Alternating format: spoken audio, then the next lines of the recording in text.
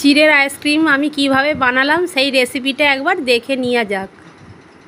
চিড়ের ice cream বানানোর জন্য চিড়ে তো লাগবেই, সেই জন্য আমি প্রথমে চিড়েটা ঢেলে নিচ্ছি। আর চিড়েটাকে খুব ভালো করে জল পাল্টি দুবার তিনবার ধরে ভালো করে চিড়েটাকে ধুয়ে নিতে হবে। আমি এখানে মোটা চিড়ে দিয়ে আইসক্রিমটা বানাবো। আর যদি ধান থেকে থাকে অতি অবশ্যই কিন্তু ফেলে দিতে হবে বেছে, না হলে মুখে লাগবে, ভালো লাগবে না।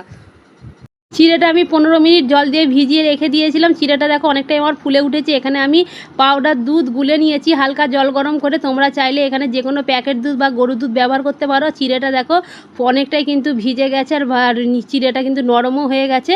এর মধ্যে আমি দুধের সঙ্গে চিনিটা খুব ভালো করে মিশিয়ে নিচ্ছি। আর এবারে নিয়ে নিয়েছি আইসক্রিম বোল্ড। আইসক্রিম বোল্ডের মধ্যে কিন্তু আমি চিড়েগুলো অর্ধেক করে প্রথমে ঢেলে নেবো। তারপরে কিন্তু চিড়েগুলো বোল্ডে ভরে আমি এবারে দেখো এখানে দুধটা ঢেলে দিচ্ছি।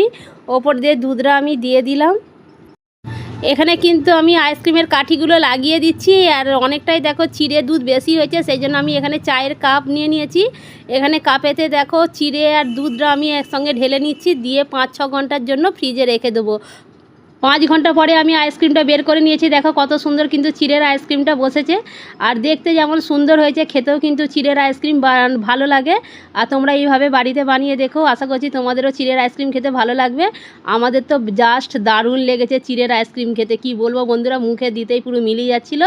আজকের মতো টাটা, আবার নেক্সট কোনো রেসিপির সাথে দেখা হবে। সবাই খুব ভালো থেকো, সুস্থ থেকো।